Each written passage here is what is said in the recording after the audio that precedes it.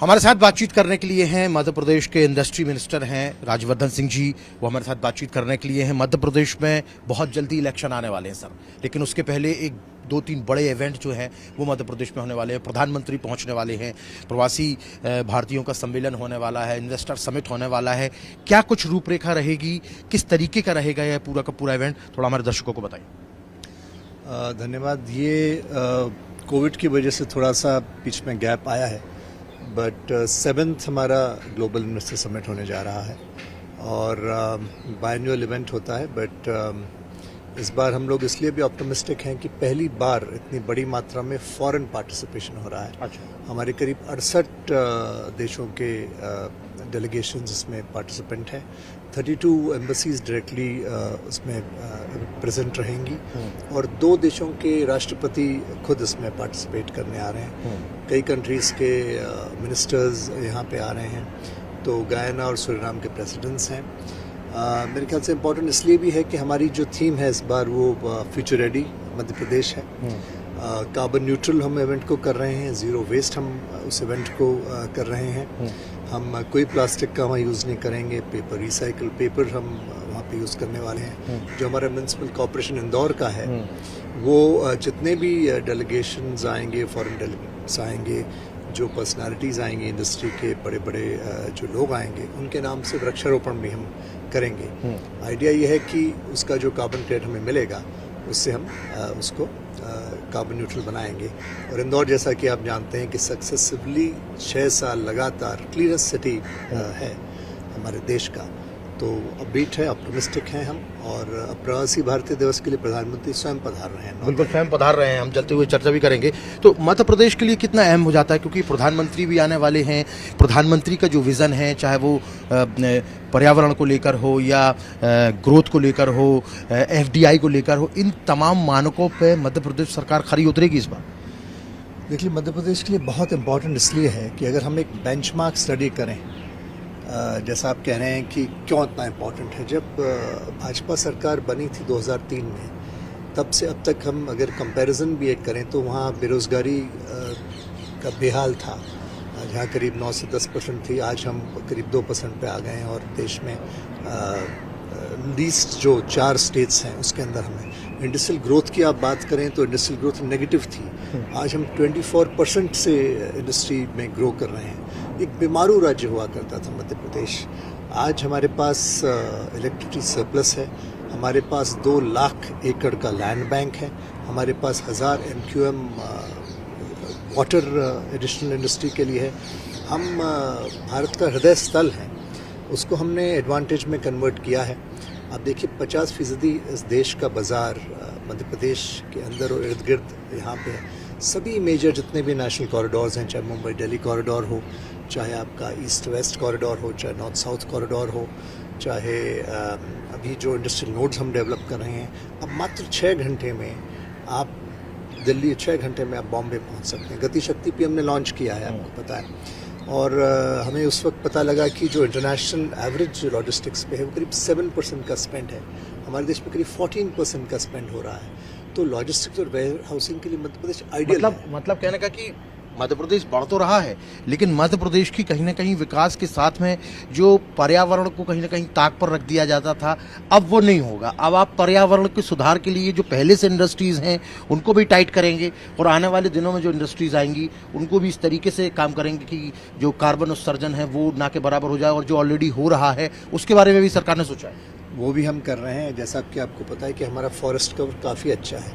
बहुत सारे स्टेट्स जो हैं वो उनके पास लैंड सफिशिएंट नहीं होता है, तो हम तो ये भी कह रहे हैं बाकी राज्यों से देश में कि आपको प्लांटेशंस करने हैं, आप आइए हमारे स्टेट में, आप प्लांटेशंस करिए, हम आपको लैंड अवेलेबल कराएंगे। इंडस्ट्रीज़ को स्पेसिफिकली हम लोगों ने कहा है कि आप बहुत ही कॉन्शियस हो जाइए, क्योंकि अल्टीमेटली ग्लोबल वार्मिंग जिस तरीके से बढ़ रही है और हमारे देश में PM ने कमिटमेंट्स वेरियस ग्लोबल फोरम्स पे भी किए हैं, हमको उसको भी पूरा करना है। तो उन सब चीज़ों को देखते हुए जो भावी पीढ़ी है, कम से कम हम उतना तो करते हैं कि साफ सांस लेने की हवा उनको दे पाएँ। तो मध्य प्रदेश उस तरीके से पूरी तरह से तैयार है। और हमारे पास में एक ऐसा मुख्यमंत्री है जो बहुत अनुभवी है, 4थी बार के मुख्यमंत्री हमारे पास में हैं। वो इंडस्ट्री की नीड को भी समझते हैं, स्टेट की नीड को भी समझते हैं। 3 लाख किलोमीटर का हमारे पास रोड का नेटवर्क है, हमारे पास 6 ICDs हैं, हम 4 ICDs और प्लान उसी वक्त वहाँ पे कर रहे हैं। तो मेरे ख्याल से हम ने ट्रमेंडसली इम्प्रूव किया है पिछले 15-17 सालों में जब से भाजपा की सरकार बनी है। आज देखिए ईज़ ऑफ डूइंग बिजनेस की बात देश भर में हो रही है। मध्य प्रदेश आज चौथे स्थान पे ईज़ ऑफ डूइंग बिजनेस में। हमारा टारगेट है कि हम नंबर 1 पे आएँ और हमारी ग्रोथ लगातार आप देखिए पर कैपिटल इनकम हमारी जो है बहुत बड़ी है। जहाँ शुरू में 14,000 थी मात्र, आज हम बढ़ा के 1,37,000 पे हैं। हमारा जो ग्रोथ रेट है वो शायद कंट्री में हाईएस्ट है, 19.7% पे हम हैं। तो आंकड़े ये जो हैं ये झूठ नहीं बोलते। खैर आंकड़े झूठ नहीं बोलते, लेकिन कब से कब तक होने वाला ये पूरा का पूरा जो 2 इवेंट होने वाले हैं, कब से शुरुआत होगी, कब तक अंत होगा, कितने दिन चलेगा? 8 तारीख से हमारा प्रवासी भारतीय दिवस का कार्यक्रम प्रारंभ होगा। 8 से लेकर तक ये 10 तारीख को चलेगा और 11 और 12 तारीख को हमारा ग्लोबल इन्वेस्टर समिट है। तो जितने भी हमारे करीब 4,500 रजिस्ट्रेशंस यहाँ पे हुए हैं, 400 बड़े बड़े प्रमुख औद्योगिक जो समूह है वो पार्टिसिपेट कर रहे हैं। हमारे को ऑलरेडी करीब 3,000 इंटेंशंस टू इन्वेस्ट हमारे पास आ गए हैं।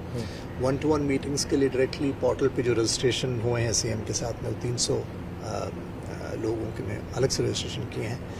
हम B2B तो कर ही रहे हैं, हम G2B भी कर रहे हैं। और जो प्रधानमंत्री जी का कार्यक्रम है एक जिला एक उत्पाद, जिसका उद्देश्य है कि हमारे देश में हर जिले में जो हमारे परंपरागत तौर पे जो भी वहाँ की ताकत रही हो, जो वहाँ बनता आया हो, उसको उभार के, उसको ब्रांड करके, उसको वोकल फॉर लोकल जो प्रधानमंत्री exactly vocal for local, local for global. तो वहाँ से माइक्रो लेवल से एक्सपोर्ट प्रारंभ हो, तो तभी तो जो प्रधानमंत्री का सपना है कि $5 ट्रिलियन की इकॉनमी बनेगी, तो उसके लिए हम कंट्रीब्यूट करने के लिए मध्य प्रदेश पूरी तरह से रेडी है। इलेक्शन ईयर है, तो आपको लगता है कि इतनी मेहनत और इतना सब कुछ करने के बाद में लोगों का आशीर्वाद और प्यार आने वाले इलेक्शंस में भी मिलेगा? क्योंकि इस तरीके से रोजगार भी आप लोगों को दे पाएंगे, इंडस्ट्रीज भी लेकर आ पाएंगे प्रदेश में, तो उसका फ़ायदा मिलेगा? मुझे पूरा विश्वास है मिलेगा, और सिर्फ बातों से नहीं, काम से। अगर आप देखिए जो लोकल इलेक्शंस भी हमारे अभी हुए, पंचायती राज इलेक्शंस, अपार सफलता हमारे दल को मिली है। उसका रीज़न ये रहा है कि ग्राउंड लेवल पे काम हुआ है। अब लाडली लक्ष्मी जैसी योजना मध्य प्रदेश की आज पूरे देश में मॉडल के रूप में आगे बढ़ी है। जो हमारे स्वयं सहायता के महिलाओं के समूह हैं, मात्र 2% पर एनम की दर पे उनको हम पैसा दे रहे हैं, जो करीब करीब इंटरेस्ट फ्री हैं, जिससे वो किसी भी प्रकार की गतिविधि कर सकते हैं। अभी कोरोना के काल में आप देखिए उन्होंने मास्क बनाए, उन्होंने सैनिटाइजर्स बनाए। अभी जब झंडा ऊंचा रहे हमारा तिरंगा अभियान चला, उसमें उन्होंने नेशनल फ्लैग्स बनाए।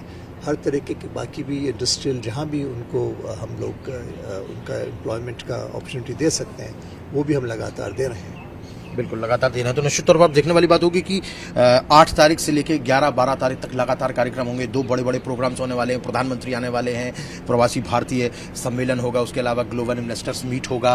क्या कुछ इसमें मध्य प्रदेश को मिलने वाला है, ये देखने वाली बात होगी। प्रधानमंत्री क्या कुछ कहते हैं तमाम डेलीगेशन से और क्या संदेश देते हैं वो, ये देखने और सुनने वाली बात होगी। और सबसे बड़ी बात यह है कि ये सब कुछ करने के बाद में मध्य प्रदेश को कितना फायदा मिलेगा, और क्या एक बार फिर से भारतीय जनता पार्टी की 2023 में जब लास्ट में इलेक्शन होंगे, तो क्या जनता का आशीर्वाद भी मध्य प्रदेश की जनता का भारतीय जनता पार्टी को मिलेगा या नहीं, ये देखने वाली बात होगी।